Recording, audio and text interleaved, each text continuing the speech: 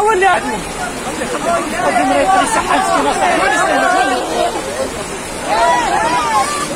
صح صح